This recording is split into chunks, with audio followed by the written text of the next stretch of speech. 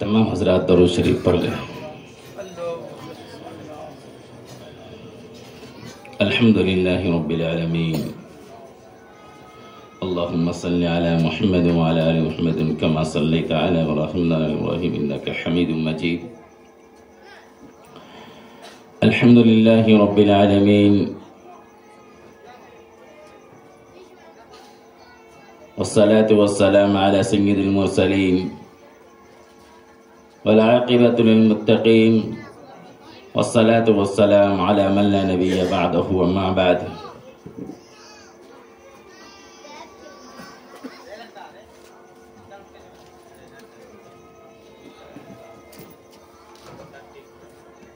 میرے معزز سامعین کرام اور عزیز ساتھیوں،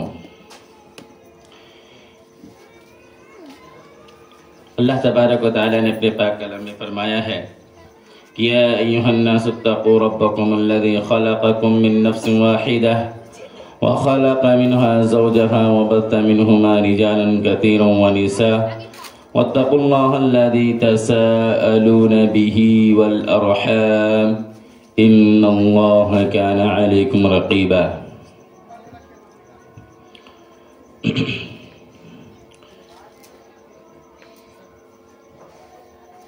حضرات غرامی، ابھی جس موقع سے یہ میلاد النبی کا پروگرام رکھا گیا ہے، ماشاءاللہ ایک خوشی کا موقع ہے اور ہم تمام کو خوش ہونا چاہیے، اور ہم تمام کو چاہیے کہ ہم ان کے لیے دعا کریں کہ اللہ تبارک و تعالیٰ کو ان جوڑوں کو سلامت رکھے اور ان کی زندگیوں میں بہت خوشیاں سے نوازے اور آنے والے تمام مصائب اور آلات و پریشانی سے حفاظت فرمائے اور ان دونوں کی مقدر کو بہتر سے بہتر فرمائے اور ان دونوں کے ذریعے سے وجود میں آنے والے صالح عطا فرمائے۔ بہت خوشی کی بات ہے، اللہ تبارک و تعالی ہر ایک کی بچیوں کی شادیوں کو آسانی فرمائے۔ لیکن میرے محترم بزرگوں، دوستوں، ابھی ہم نے کہا کہ ہر ایک کی بچیوں کی شادی کو آسان فرمائے، اور شاید ہم میں سے ہر شخص نے کہا کہ آمین۔ بہت اچھی بات ہے، لیکن ہم بھی پہلے یہ بتائیں کہ شادی کو مشکل اور آسان کون بناتا ہے؟ یہ ہمارا سوال ہے۔ دیکھیے، ہم نے اس بات کا ارادہ کیا ہے کہ ہم ہر خامی کو اور ہر اچھائی کو ہم کھل کے بیان کریں تاکہ ہمارے سامنے میں غلط اور صحیح کا فرق آ جائے۔ ہمیں کسی سے دشمنی نہیں ہے، ہمیں آپ سب سے محبت ہے۔ تو پہلے ہم یہ سمجھیں کہ شادی کو مشکل اور آسان بنانا کس کے ہاتھ میں ہے، کس نے اس کو مشکل بنایا اور کس نے اس کو آسان بنایا۔ ہم اس فرق کو سمجھیں۔ الحمدللہ، اسلام کے اندر فرمایا کہ النکاح شطر الایمان، نکاح ایمان کا حصہ ہے۔ ایک جگہ فرمایا النکاح نصف الایمان، نکاح ایمان کا آدھا حصہ ہے۔ ایک جگہ فرمایا کہ اگر جس کا نکاح نہ ہوا ہو ان کے گواہوں کو قبول نہ کیا جائے، یعنی جب تک وہ میاں بیوی آپسی معاملات کی زندگی نہیں گزارتا، اس وقت تک معاملات کا صحیح علم ان کو نہیں ہو پاتا ہے، اور جو صحیح طریقے سے معاملات کو خود کو نہ سمجھ پائے وہ دوسروں کی گواہی کیا صحیح دے سکتے ہیں۔ بہرحال یہ ایک تمہیدی بات ہے، اس پہ حکم نہیں ہے کہ ایسا بالکل کر لیا جائے۔ اس کلام کے ذریعے سے نکاح کی فضیلت کو بیان کیا گیا ہے اور فرمایا کہ نکاح کرنا حرام بھی ہے، نکاح کرنا افضل بھی ہے اور نکاح کرنا فرض بھی ہے، نکاح کرنا سنت بھی ہے۔ کہ تمام باریکیوں کو پہلے ہم سمجھ لیتے ہیں کہ بھائی یہ امام صاحب کیسی باتیں کر رہا ہے۔ نکاح ایک ہی چیز ہے، کہہ رہا ہے نکاح کرنا حرام بھی ہے، نکاح کرنا نکاح کرنا فرض بھی ہے، اور نکاح کرنا سنت بھی ہے، اور نکاح کرنا مستحب بھی ہے۔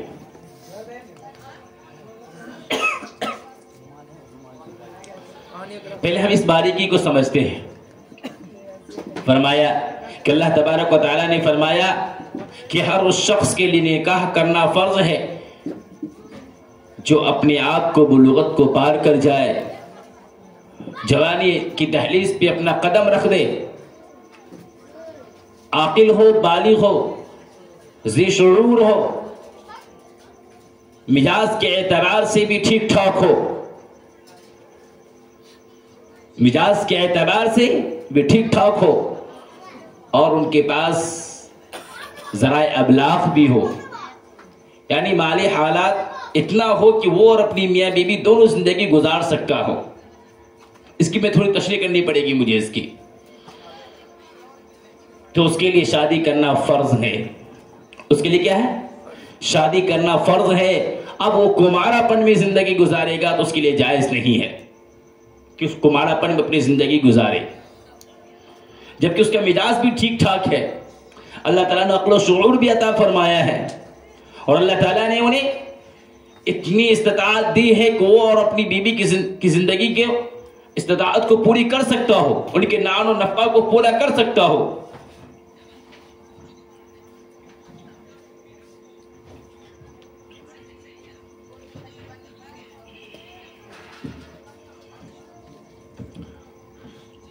ان کے نان و نفقہ کو بھی پورا کر سکتا ہو۔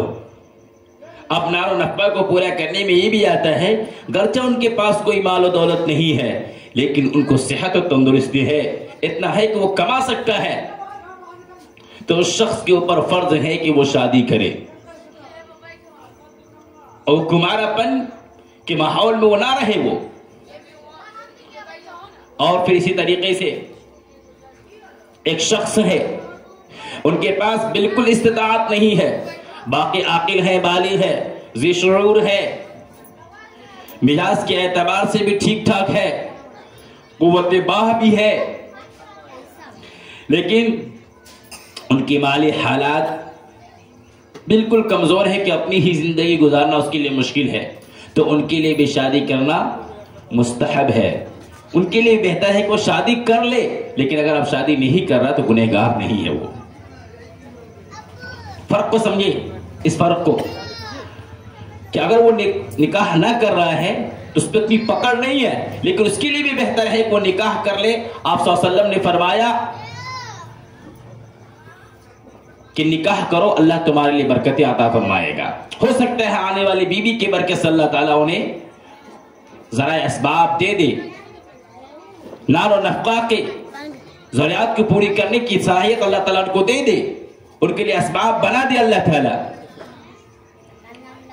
اور پھر عام حالت میں نکاح کرنا سنت ہے، کیونکہ حضرت عیسیٰ علیہ السلام کے علاوہ جتنے بھی نبی آئے تمام نبی نے نکاح کیا، اور نکاح کی تلقین بھی کرتے رہے۔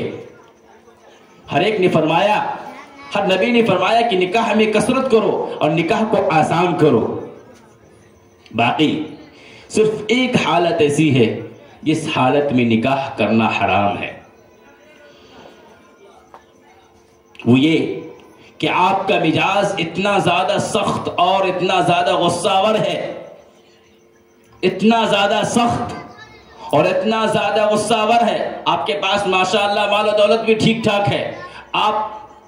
عاقل بھی ہیں، بالغ بھی ہیں، ذی شعور بھی ہیں، لیکن آپ کا مزاج اتنا زیادہ تلخ ہے۔ اس مسائل کے ذریعے سے کئی مسائل کو آپ ٹٹولے اس کے اندر جھانک کر کے دیکھیں، اس پہ نکالے کتنی مسائل نکلتے ہیں اس کے اندر سے۔ فرمایا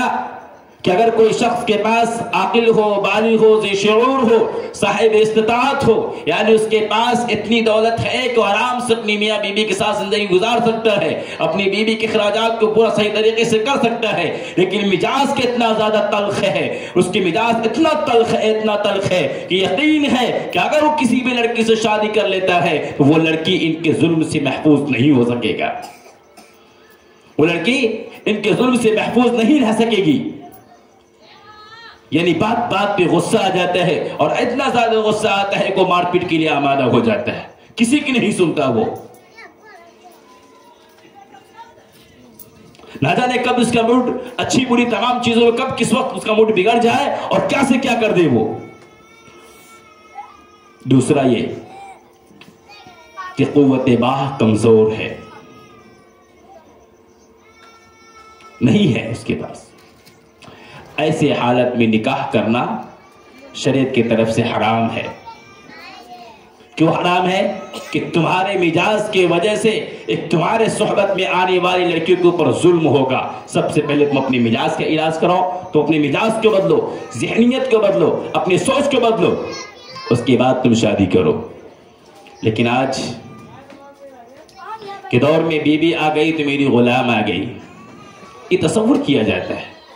معمولی باتوں میں چاول میں یہ سبزی میں نمک کیوں نہیں پڑا تھا، یا نمک اتنا زیادہ کیوں ہو گیا، یا نمک اتنا کم ہو گیا، معمولی باتوں کے لیے جھگڑا کرنا اور بیوی کو اس طریقے سے حکمرانی کرنا گویا کہ میری غلام اور باندھی ہے. میرے بھائیوں، شریعت کے اندر کہیں سے بھی اس کی اجازت نہیں ہے کہ تم بیوی کو پر ظلم کرو. کہیں سے بھی اس کی اجازت نہیں ہے کہ تمہاری بیوی تمہارے لیے غلام ہے. ہاں، اس بات کی تو ہے کہ بیوی کے اوپر حق ہے کہ اپنے شوہر کے، اپنے خاوند کی خوب عزت کرے، ان کے تابع بن کے رہے، ان کے ایک ایک حکم کو مانے، الا ایک وہ گناہ کا حکم نہ دے، الا یہ کہ وہ گناہ کا حکم نہ دے، باقی کوئی بھی حکم دے ان کے تمام حکم کو مانے، ان کے امانت کی حفاظت کرے، خواہ وہ امانت رقم کی شکل میں ہو یا جسم کی شکل میں ہو. امانت کی شکل میں یہ ہے کہ گھر کے اندر جو بھی مال و اسباب وہ لے کر کے آ رہے ہیں، جو بھی کوئی مال و دولت ساز و سامان لے کر کے آ رہے ہیں، ہمارے اوپر ذمہ داری عائد ہوتی ہے کہ ان کے بغیر پوچھے ہم ان کے رقم میں سے 1 روپیہ بھی کسی کو نہ دیں، خواہ وہ میرا والدین ہی کیوں نہ ہو، خواہ وہ میرا والدین ہی کیوں نہ ہو. اپنے شوہر کی مرضی کے بغیر 1 روپیہ بھی 10 ادھر کسی کو کچھ نہ کرے. اپنے شوہر کی مرضی کے بغیر اپنے گھروں کے اندر کسی بھی غیر محرم کو آنے کی اجازت نہ دے. یہ تو بات ٹھیک ہے، یہ عورتوں پر فرض ہے کہ اپنے شوہر کی غائب آنے میں یا اپنے شوہر کی موجودگی میں ان کے سامان کی حفاظت کرے، ان کے حقوق کو حفاظت کرے. دوسرا یہ کہ ان کا حق ایک اور ہی ہے کہ ان کے رہتے ہوئے ان کے امانت میں خیانت نہ کرے. ایک امانت میں آپ لوگوں کو سمجھا دیا کہ امانت کیا ہے، کہ ان کے جو بھی مال و اسباب ان کے گھر کے اندر ہے، خواہ وہ پیسے کی شکل میں ہو، ساز و سامان کی شکل میں، کسی بھی شکل میں ہو، تو عورتوں پہ ذمہ داری ہے کہ ان کی مرضی کے بغیر 1 رقم بھی ادھر سے ادھر کسی کو نہ دے وہ. ہاں، یہ کہ ان کی طرف سے اجازت ہو، دیکھو میری بیوی یہ فلاں سامان ہے، تمہیں اختیار ہے، تم چاہیے سامان، میرا سامان ہے تو تمہارا بھی سامان ہے، تمہیں اختیار ہے، جسے چاہے دو، جہاں چاہے خرچ کرو، جو چاہے تم کو، تمہاری مرضی ہے کرو.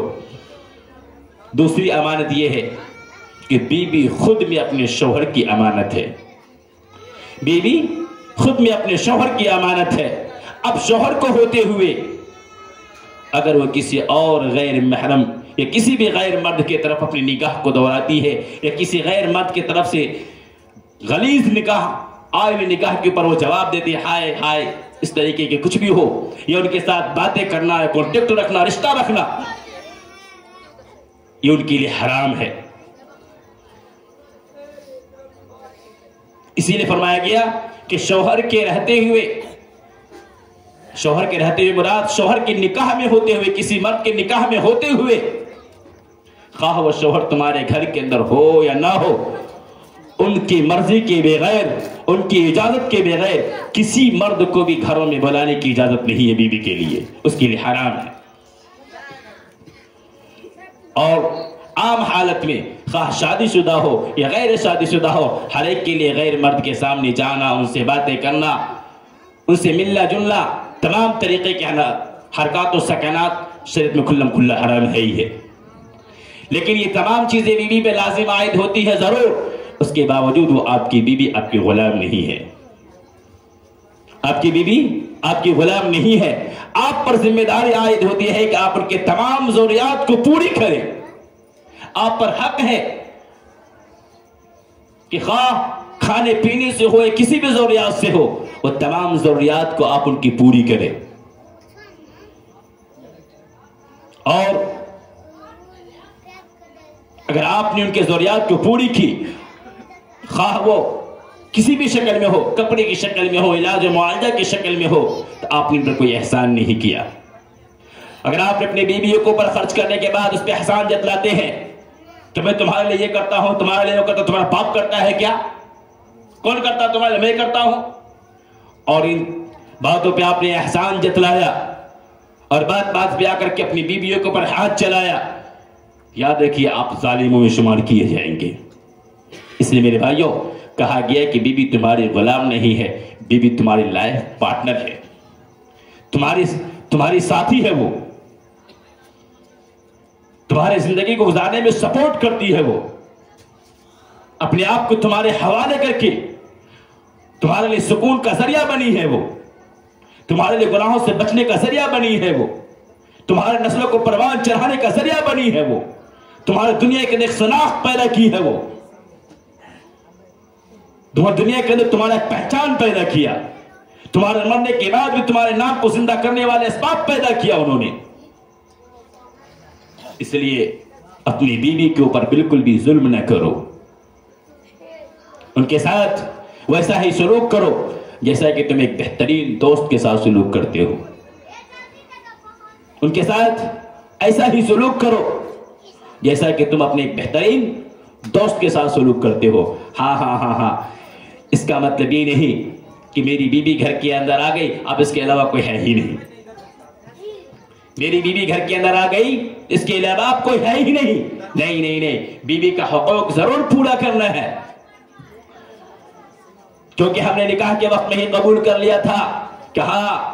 تمام نان و نفقہ کو میں قبول کرتا ہوں، فلاں بنت فلاں کی بیٹی کو، فلاں بنت فلاں کو ماں نان و نفقہ کے قبول کرتا ہوں، یعنی تمام ضروریات کو اس کی پوری کروں گا، حرکات و سکنات، رہنے کے لیے مکانات دوں گا، کھانے پینے کے لیے کھانا پینا دوں گا، سونے کے لیے بستر اوڑھنا دوں گا، ہر چیز کی ضروریات پوری کروں گا، پہننے اوڑھنے کے لیے لباسی دوں گا، یہ تمام چیزوں کو میں نے قبول کیا ضرور، لیکن جتنا ان کا حقوق ہے اتنا ہی۔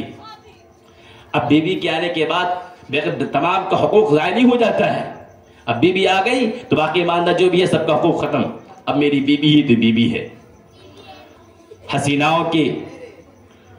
زلفوں کی ہوا لگی، سارے لوگ بھول گئے، نہیں نہیں نہیں، اللہ تعالیٰ تمہارے بارے میں قرآن میں تعریف فرمایا ہے، اے لوگو الرجال قوامون علی النساء، مرد طاقتور ہے، مرد ذمہ دار ہے، ان کے پر ذمہ داری ہے کہ وہ اپنی بیوی کی بھی ضروریات کو پوری کرے، اور ان کے آنے کے بعد بھی ان کے اوپر جو ماں باپ کا حقوق ہے ان کو نہ بھولنے پائے، جو بھائیوں کا حقوق ہے ان کو نہ بھولنے پائے، جو بہنوں کا حقوق ہے ان کو بھی نہ بھولنے پائے۔ ہر ایک کا حقوق کا درجہ الگ الگ ہے، ماں کا حق الگ ہے، بیوی کا حق الگ ہے، بھائیوں کا حق الگ ہے، آپ مرد ہیں، آپ پر ذمہ داری آ جائے ہوتی ہے کہ آپ اپنے بیلنس کو باقی رکھیں، جو ماں کا حق ہے اس کو پورا کے پورا ملے، جو والدین والد محترم کا حق ہے اس کو پورا کا پورا ملے، جو میرے بھائیوں کا حق ہے اس کو پورا کا پورا ملے، جو میرے بہنوں کا حق ہے اس کو پورا کا پورا ملے، اور جو میری بیوی کا حق ہے اس کو بھی پورا کے پورا ملے۔ ہر ایک کا رشتے کا فضیلت الگ الگ، ہر ایک کا حقوق الگ الگ ہے اور الگ الگ انداز میں ہے۔ اور ساسو اماں بھی سن لے گھر بیٹھی ہوئے، اب جو سوچتی تھی کہ میرا بیٹا پہلے میرے باہوں میں آ کر کے بیٹھ جایا کرتے تھے، میرے ساتھ بھی کھا لیا کرتے تھے، جب بھی گھر کہیں سے آیا کرتا تھا میرا بیٹا تو ہر وقت میرے ہی پاس بیٹھا رہتا تھا۔ اب شادی کے بعد بھی ایسا ہی ہو، ایسا ہرگز نہ کریں آپ۔ اگر آپ کا بیٹا پہلے 4 گھنٹہ آپ کے پاس بیٹھتا تھا، اب 2 گھنٹہ بیٹھنا کم کر دیا ہے، 2 گھنٹہ اپنی بیوی کے ساتھ وقت دینا شروع کر دیا ہے، تو آپ خوش ہو جائے، کبھی اس کو برا نہ مانے، کبھی بھی اس کو جو حقوق کی نافرمانی نہ سمجھے ان کو آپ۔ بلکہ اگر آپ کا بیٹا اپنی بیوی کے ساتھ صحیح طریقے سے وقت نہیں گزار رہا ہے، آپ ان کو سمجھائیں، میرا بیٹا تم نے جس حسینہ کو لائے ہو ان کا بھی تمہارے پر حق ہے کہ تم ان کے ساتھ وقت دو، جاؤ ان کے ساتھ بھی ہنسی مذاق کرو، ان کے دلوں کو بہلاؤ، جاؤ ان کے ضروریات پوچھو۔ جب تک تو کمارا تھا تو سارا وقت میرے لیے تمہارا تھا، اب ہمارے اس وقت میں ڈیوائیڈ ہو چکا ہے، جاؤ تم ان کا بھی حقوق کو پورا کرو، جاؤ ان کے ساتھ بھی سمے دو اور ہمارے ساتھ بھی کچھ وقت گزارو۔ انہیں ہمارے ساتھ آؤ، اپنی دکھ درد کو رکھو، کیا مسائل ہے، کیا مصائب ہے، تم اپنا سناؤ، ہمارا بھی سنو، آؤ جو تمہارا ہو سکتا ہے ہم تمہارے لیے کریں گے، جو میرا ہو سکے تم بھی میرے لیے پورا کرو۔ یہ ہے گھر کا بیلنس۔ تو مسئلہ یہ ہوتا ہے گھر کے اندر جو جھگڑے ہوتے ہیں، تو میرا جہاں تک تجربہ ہے، ہو سکتا ہے کہ یہ تجربہ غلط بھی ہو، لیکن جہاں تک میرا جو تجربہ کیا ہوا ہے، لیکن مجھے لگتا ہے کہ تجربہ بالکل صحیح ہے کہ گھر کے اندر جو میاں بیوی کا یہ بہو اور ساس کی جو جھگڑا ہوتی ہے، اس کے اندر 80% ساسو اماں کی غلطی ہوتی ہے۔ وہ کوئی نہ چیزیں گھر بیٹھے ہوئے، 80% ساسو اماں کی غلطی ہوتی ہے، 20% آنے والی بیوی کی غلطی ہوتی ہے۔ یہ کیسے کہہ رہے ہیں آپ؟ یہ اپنے کیسا تجربہ کیا آپ نے؟ جی ہاں، سب سے پہلی بات یہ ہے کہ ساسو اماں بوڑھی ہو چکی ہے، ساسو اماں کی عمر 40 سے 45 50 کروس کر چکی ہے، اب 40 سال کی ہو چکی ہے، 45 سال کی ہو چکی ہے، انہوں نے بچپن کو بھی دیکھی ہے، انہوں نے جوانی کو بھی دیکھی ہے، ایک وقت میں وہ خود کو بہو بن چکی ہے، ایک وقت میں خود کو وہ شوہر کی بیوی بن چکی ہے، اب وہ خود میں بھی وہ کسی کی ماں بھی بن چکی ہے، دنیا کے ہر نشیب و فراز دور کو گزار چکی ہے، دنیا کے ہر خوشی و غم کو دیکھ چکی ہے، اب ان کے لیے یہ ذمہ داری عائد ہوتی ہے، وہ تجربے میں بھرپور ہو چکی ہے۔ ایک وقت تھا کہ ان کے ساتھ اگر کوئی طرح کی بات ہوتی تھی اس کو تو وہ برا مان لیا کرتے تھے، ان کے گھر کے اندر بھی بیٹی پیدا ہوئی ہے، جب ان کے بیٹیوں کے ساتھ کوئی سلوک کیا جاتا ہے انہیں کیسا برا لگتا ہے، ان تمام چیزوں کو وہ ناپ چکی ہے، تول چکی ہے، وہ گھر ان کا ہمیشہ ہمیشہ کے لیے ہے، کل بھی اسی گھر میں تھی، آج بھی اسی گھر کے اندر ہے، اور آنے والے زمانے میں ہر ایام میں اسی گھر میں رہے گی، لیکن آنے والے دلہن جو ہے وہ ابھی اس گھر کے لیے نہیں ہے، ابھی عمر کے اعتبار سے بھی نازک ہے۔ ارے 17 18 20 22 سال کی عمر ہی کیا ہوتی ہے، یہ عمر تو بھی سیکھنے سکھانے کی عمر ہوتی ہے، یہ تو عمر پروان چڑھنے کی عمر ہوتی ہے۔ ساسو اماں کی ذمہ داری ہوتی ہے کہ آنے والی بہو اس گھر کے اعتبار سے نہیں ہے، ابھی اس گھر کے تمام شیڈول کو نہیں جانتی ہے، اس گھر کے اندر جو دیور اس کا ہے، یعنی اس گھر کے جو نند ہے، یعنی اس گھر کے جو بھی افراد ان کے لیے نئے ہیں، اور ہم چاہ لے کہ ایک انسان ان کے دلوں کے اندر بھی ہماری محبت بیٹھی بھی نہ ہو، ابھی وہ صحیح طریقے سے میرے مزاج کو پہچانا بھی نہ ہو، ابھی وہ صحیح طریقے سے میرے گھر کے تمام افراد کے مزاج کو پہچانا بھی نہ ہو، اور وہ میرے ساتھ میرا بیٹی والا سلوک کر دے، ایسا ہو سکتا ہے؟ نہیں۔ کسی کی خدمت کو لینے کے لیے، کسی سے مدد لینے کے لیے، کسی کا اپناپن لینے کے لیے سب سے پہلے ان کے اندر اپناپن احساس دلانا پڑتا ہے، سب سے پہلے انہیں سمجھانا پڑتا ہے، انہیں اس بات کے یقین دلانا پڑتا ہے، باتوں کے ذریعے سے نہیں، باتیں تو بہت ساری سمجھائی جاتی ہے، ہم بھی آج آپ کو سب کو کہہ کے چلے جائیں گے اے لونڈے لوگ کوئی بھی جو جہیز مت لینا، لیکن سب لے گا تم وقت، تو باتوں سے نہیں، بیوی صرف کیا ساسو اماں کہہ دے دیکھو ساسو بیٹی اے بہو میری آنے والی بہو میں تمہاری ساس ہوں یہ تمہاری نند ہے یہ تمہارا دیور ہے یہ فلاں ہے اس سب کی قدر کرنا ایسا کبھی نہیں ہو سکتا ہے آپ نے باتوں کے لفظوں سے سمجھا دیا اور وہ قدر کرنا شروع کر دے گھر کے سارے چیز آپ نے دکھا دیا اور ایسا ہو ہی نہیں سکتا ہے کہ پھر اس گھر کے اندر کام کرنے میں سے کوئی مسٹیک نہ ہو ایک ہوتا ہے تھیوری ایک ہوتا ہے پریکٹیکلی آپ ان کے دلوں کے اندر اپنے عمل کے ذریعے سے اپنے اخلاق کے ذریعے سے ان کے دلوں میں محبت پیدا کیجیے، انہیں احساس دلائیے کہ آج کے دور میں اب شادی کے بعد سے تمہارا میرے سوا کوئی نہیں ہے، تمہارا مشفق و مربی کوئی ہے تو میں ہی ہوں۔ اگر اسے کوئی چھوٹی چھوٹی غلطیاں ہو جائے، کوئی بات نہیں بیٹی، غلطیاں ہو جاتی ہے، کوئی دقت نہیں بیٹی، لا یہ میں کر لیتی ہوں۔ کبھی کبھی ان کا کام کرنے کا موڈ نہیں ہے، وہ سوئی ہوئی ہے، موڈ نہیں چاہ نہیں کر رہی ہے، کوئی لان تان کی ضرورت نہیں ہے، ابھی اس گھر کی نہیں بچی ہے، ابھی اس گھر کی یہ جو ہے وہ اصول و آداب سے واقف نہیں ہے، ابھی اس گھر کے بارے میں تمام لوگوں کے دلوں کے تمام لوگوں کی محبت ان کے دلوں میں نہیں گئی ہے۔ ہو سکتا ہے کل کماری تھی، ماں باپ کی صحبت میں تھی، ایسے بھی ماں باپ کی صحبت میں بیٹیاں نخرا کیا کرتی ہے، ہو سکتا ہے وہاں پہ کام ہوتا نہیں کرتی تھی، ان کے عادات ابھی کام کرنے کے نہیں ہوں گے، کوئی بات نہیں ہے، نظر انداز کرتے ہوئے ان کو سکھاتے چلے، ان کے دلوں میں محبت پیدا کرتے چلے۔ ایسا ہرگز نہیں ہے کہ آپ ساسو اماں ہو گئے ہیں تو جب تک بیوی آپ کے بستروں پہ کھانا لا کے نہ دے تب تک آپ نہ کھائیں، نہیں، آپ پر بھی ذمہ داری عائد ہوتی ہے کہ کبھی وہ آپ کی خدمت کرے، کبھی آپ بھی ان کے دسترخوان ان کے لیے لگا دیں۔ آپ بیمار پڑے تو وہ آپ کی کپڑے دھوئے، اور آپ پر بھی ذمہ داری عائد ہوتی ہے۔ ایک گھر کے اندر ہے، کبھی وہ مشکلات میں آئی ہے، آپ بھی ان کی خدمات کریں۔ اس طریقے سے آپ ان کو احساس دلائیں کہ میں بھی تمہاری ماں ہی ہوں۔ عمل کے ذریعے سے، اخلاق کے ذریعے سے، محبت کے ذریعے سے، جب ان کے خدا کی قسم میں کہتا ہوں، جس دن آپ نے اپنی بہو کو اپنے بیٹی تصور کرنا شروع کر دیا، جس دن آپ نے اپنے بہو کے ساتھ بیٹی جیسا سلوک کرنا شروع کر دیا، میں چیلنج کے ساتھ کہتا ہوں، میں دعوے کے ساتھ کہتا ہوں کہ اسی دن بھی وہ بہو بھی آپ کو ماں تصور کرنے میں مجبور ہو جائے گی۔ ہاں، کچھ 20% ایسی ہوتی ہے جو وہاں سے ٹریننگ ملتی ہے، ان کے گھر میں بہو آئے، ان کے گھر میں بہو آئے تو بہو بن کے رہے، اور ان کی بھی ان کے گھر کے اندر کوئی بہو آ رہی ہے تو میرے کیپچر میں رہے، میرا بیٹا بھی میرے کیپچر میں رہے، میری بہو بھی میرے کیپچر میں رہے۔ لیکن میری بیٹی تو وہاں جانا، ایک بات یاد رکھنا، اپنے شوہر کو اپنے کیپچر میں رکھنا، اپنے شوہر کو اپنے کیپچر میں رکھ کے رکھنا، اور پھر بیٹیوں سے بار بار پوچھتا رہنا، تمہارا شوہر تمہاری بات تو صرف مانتا ہے نا، وہ خود بڑھیا کا بھی تو باتیں نہیں مانتا ہے،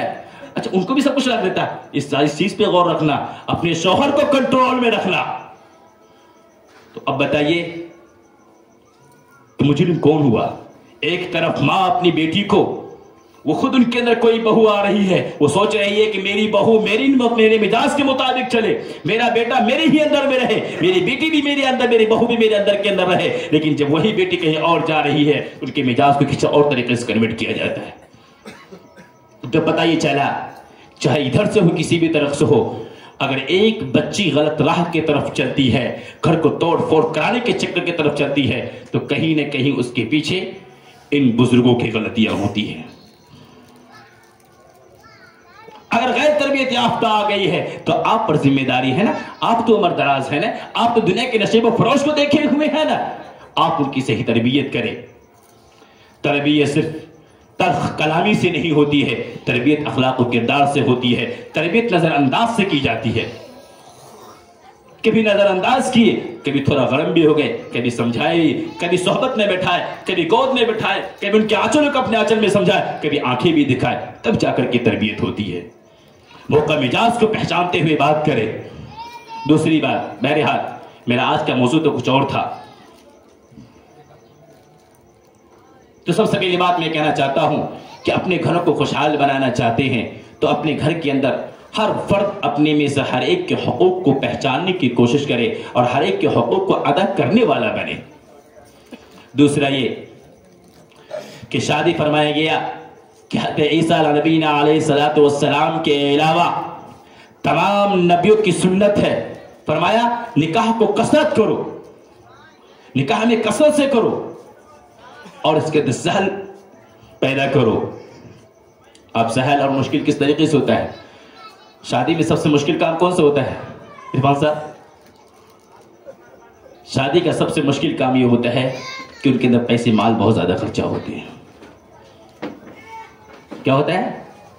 مال بہت زیادہ خرچہ ہوتا ہے۔ بیٹا کی شادی کوئی ٹینشن نہیں لے گا، لیکن بیٹی کی شادی کے لیے ہزار ٹینشن شروع ہو جاتے ہیں۔ اس لیے کہ ہمارے سماج نے شادی کو اتنا مشکل بنا دیا ہے، کہیں پہ جہیز کے نام پہ تو کہیں بینڈ بازی کے نام پہ۔ الحمدللہ اگر امام صاحب یا مسجد کے آدمی کو تقاضا کر دے تو میرے پاس ساری مجبوریاں آنا شروع ہو جاتی ہے۔ باپ رے باپ 6000 روپے مسجد میں دیں گے، ارے باپ رے باپ امام صاحب کو دیں گے، یہ دیں گے وہ دیں گے، ارے وہ مسجد بنانے میں چندہ دیں گے، کہاں سے اتنا پیسہ لائیں گے؟ جیسے ہی شادی ہے 2-4 لفنگی قسم کا دوست آ کر کے بولتے ارے تیری شادی ہے، ارے شامیانے نہیں بج رہے ہیں، گانے نہیں بج رہے ہیں، شیطانوں کا ننگا ناچ نہیں ہو رہا، اور تیرے گھر کے اندر کوئی شیطان نہیں آیا ہے، یہ کیسی شادی ہے؟ اب تو سارے پیسے کا بھی انتظام ہو جاتا ہے۔ خدا کی قسم فرماتا ہوں آپ صلی اللہ علیہ وسلم نے فرمایا ہے کہ جس شادی کے اندر یا جس گھر کے اندر گانے بجانے کا ماحول پیدا کیا جاتا ہو، یا جس شادی کے اندر گانے بجانے کا رواج کیا جاتا ہو، اس شادی کے اندر اللہ تبارک و تعالی شروع سے لے کر کے آخر تک اپنے خیر کو ہٹا لیتے ہیں،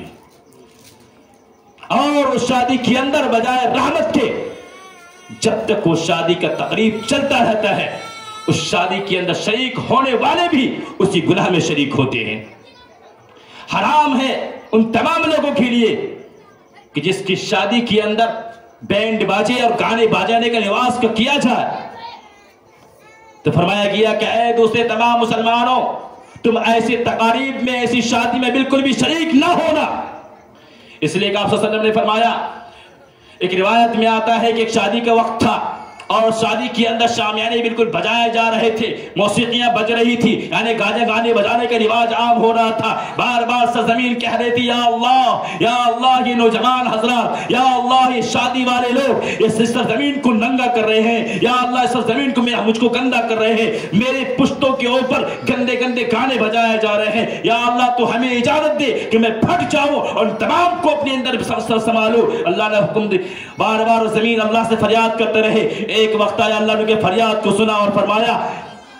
کہ اے آندھی طوفانوں جاؤ ان بستی والوں کو ہلاک کو برباد کر دو۔ اس میں کچھ ایسے لوگ بھی تھے جو گانے بجانے کو پسند نہیں فرماتے تھے، کچھ ایسے لوگ بھی تھے جو گانے بجانے کو صحیح نہیں سمجھتے تھے، لیکن اس میں خوشی خوشی شریک تھے۔ کوئی بات نہیں، بچہ بزرگ تو کرانا کر دے دو، ٹھیک ہے یہ کام غلط ہے۔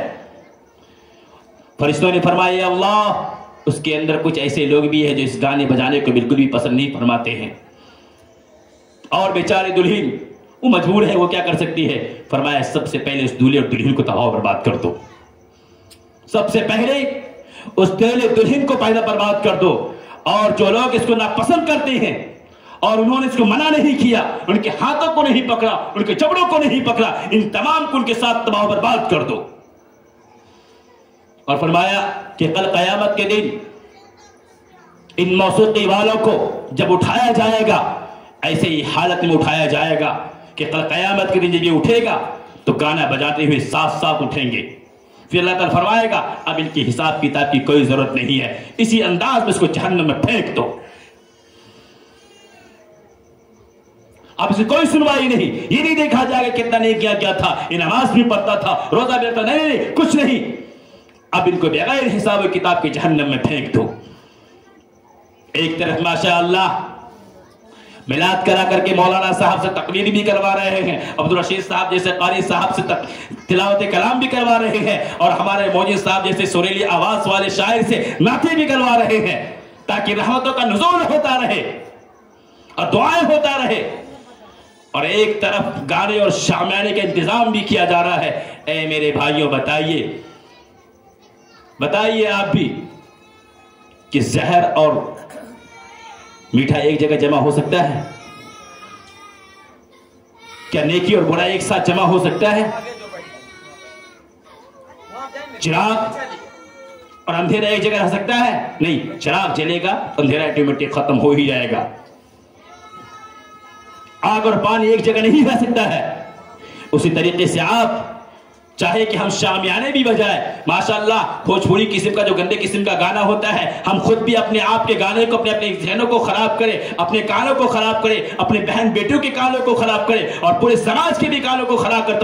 کرتے رہے، پورے سماج کے ماحول کو بھی بگاڑتا رہے، تمام کے ذہنوں کو بھی بگاڑتا رہے، پھر مولانا صاحب کو بلوا کر کے تقریر کروا لے، دعا کروا لے۔ خدا کی قسم کہتا ہوں دنیا کے تم کسی بھی ولی اللہ کو بلا کر کے تم تقریر کروا لو، کسی کے ذریعے سے بھی تم نعت پاک سنوا لو، کسی کے ذریعے سے بھی تم دعائیں کروا لو، تمہارے شادیوں کے اندر کبھی بھی خوشیاں نہیں آ سکتی ہے۔ اور تم چاہتے ہو اس کے بعد کہ ہم رونا نہ روئے کہ میری بیٹی کے ساتھ ظلم ہو رہا ہے، اور بیٹا والا یہ رونا نہ کرے کہ میری بیوی میری نافرمان ہو چکی ہے اور آنے والے نسل تباہ و برباد ہو چکا ہے، میرا بیٹا ایک نمبر کا کمبخت شیطان پیدا ہو گیا ہے۔ اس بات کی کبھی شکایت نہ کرنا، اس لیے کہ تم نے ابتدا ہی شیطانی سے کیا تھا۔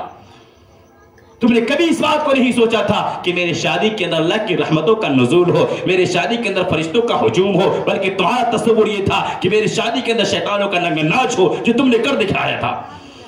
اب ان کے بعد ان کے نتائج کو بھگتنے کے لیے بھی تم اپنے آپ کے لیے تیار رہو۔ بلکہ میں کہتا ہوں تمام علماء کا اگر اتفاق رائے ہو جائے، ہر علماء پورے علماء ایک ساتھ ایک جٹتا کے ساتھ اس بات کے لیے تیار ہو جائے، تو میں کہتا ہوں کہ ایسے شادی کے اندر کوئی بھی علماء حضرات نکاح نہ پڑا ہے جس شادی کے اندر سامیانے بجائے جاتے ہو۔ انشاءاللہ تعالی میں اس چیز کے اوپر بہت جلد محنت کرنے والا ہوں کہ تمام علماء کے اتفاق رائے کراؤں گا کہ پورے علماء ایک ساتھ ایک جٹتا کے ساتھ، ایسا نہیں کہ میں نے تو آپ آ گئے، نہیں، کہ ایسے شادیوں کے اندر جس کے اندر شامیانے بجائے جاتے ہو، شیطانوں کے ننگے ناچ نچائے جاتے ہو، نہ تو ایسے شادی میں ایسے تقاریب میں نکاح پڑھانے کے لیے کوئی علماء شریک ہو، نہ اس کے میلاد کے اندر کوئی علماء جائے، نہ اگر اس کے اندر ان کے گھروں کے اندر کوئی جنازہ ہو جائے، بلکہ ان کے ہاں بد دعا کرنی تو چلا جائے لیکن ان کے لیے کوئی دعائے مغفرت کرنے نہ جائے۔ اے میرے بھائیوں، میں نے باتیں تو بہت تلخ کہی ہے، لیکن کیا کریں، آپ انفرادی طور پر اگر کوئی گانا سن رہے ہوتے موبائل میں تو ماشاءاللہ گانا ہے یہ اچھا گانا دھمکتے والے ناچ والی لڑکیاں تو رہتی ہی ہے، آپ اکیلے سن لیتے کوئی غم کی بات نہیں تھی، آپ خود کے جہنم کے مستحق ہو جاتے، لیکن آپ نے لاؤڈ اسپیکر کے اندر گندے گندے گانے بجا کر کے آپ نے اپنے ساتھ سینکڑوں گھروں کو برباد کیا، ان کے گھروں کے اندر آپ نے تک گانے کی آوازیں گئی، ان کے ذہنوں کو بگاڑا، ان تمام کے گناہوں کے مستحق بھی آپ بن گئے ہیں۔ اس لیے اللہ کے بندوں، اے میرے دوستوں، اے میرے نوجوانوں، اللہ سے ڈرو، میری محبت کے ساتھ کہتا ہوں اللہ سے ڈرو، اپنے آپ کو ان تمام فتنوں سے بچاؤ۔ خدا نہ خواستہ اگر آپ موسیقی بجائے ہوئے تھے، آپ نے موسیقی بجانے کا آلات لایا ہوا تھا، اسی درمیان اگر آپ کی موت ہو چکی ہوتی اور آپ کے توبے کی توفیق بھی چھین چکی ہوتی تو بتائیے آپ کا حال کیا ہوتا، آپ کا حشر کیا ہوتا۔ تھوڑی دیر کے لیے آپ کے کانے تو بہت اچھا لگا، کانوں کو سننے میں تو مزہ آیا، دل کو سرور ملا، لیکن ان ہونے والے تقاریب میں جو شادی کے اندر جو بھی اللہ کا خیر آنے والا تھا، بیچارے لڑکی کا خیر بھی سب آپ نے چھین لیا ہے۔ اس لیے اگر آپ لڑکی والوں پہ یا لڑکی پہ ترس کرنا چاہتے ہیں تو خدا کی قسم ایسے اعمال سے بچیں گے انشاءاللہ تعالی۔ آج ہی ہم ارادہ کریں کہ انشاءاللہ تعالی کسی بھی شادی کے تقاریب میں، ایک بات یاد رکھیں، کسی ایک جگہ پہ بیٹھ کر کے کسی برائی کے بارے میں بولا جاتا ہے، اس کا مطلب نہیں کہ اس کے لیے بولا جاتا نہیں، پورے سماج کے لیے بولا جاتا ہے۔ باتیں زبان پہ بعد میں آتی ہے، پہلے نظر انداز ہوتا ہے۔ میں نے کئی شادی کو اسی طریقے سے دیکھا اور نظر انداز کرتا گیا، لیکن آخرکار ایک وقت آتا ہے کہ زبان سے وہ بات کو نکالنی پڑتی ہے۔ اس لیے میرے بھائیوں، بالکل اس کا مطلب یہ نہ سمجھے کہ اس تقاریب میں بولا جا رہا ہے تو صرف یہی مجرم ہے، جو بھی کوئی ایسے حرکتیں کرتا ہے ہر کوئی مجرم ہے۔ انشاءاللہ تعالی ہم سب کے سب آج ہی ارادہ کریں کہ آج کے بعد اپنے یہاں کے شادی کے تقاریب میں گانے بجانے ان تمام چیزوں سے پرہیز کریں گے انشاءاللہ تعالی۔ اور دوسرے کہ یہاں پہ جو بھی لڑکے موجود ہیں، خاص کر کے میں آپ حضرات سے کہوں گا کہ میرے بھائیوں، شادی کو آسان بناؤ، مشکل نہ بناؤ۔ اور شادی کو مشکل بنانے والی سب سے بڑا فتنہ جو ہے وہ جہیز ہے۔ شادی مشکل ہوا تو زنا آسان ہو گیا، جب شادی آسان ہو جائے گی تو زنا مشکل ہو جائے گا۔ اس لیے ہم سب کے سب ارادہ کریں کہ انشاءاللہ تعالی ہم اپنے گھروں کے اندر شادی سنت کے مطابق کریں گے، اور جو کر چکے سو کر چکے، اب جو بھی تمہارا حضرات ہے وہ ارادہ کرے انشاءاللہ تعالی ہم اپنی شادی بغیر کسی جہیز کے کریں گے انشاءاللہ تعالی۔ اللہ تعالیٰ تمام کے حسن الحمدللہ رب العالمین۔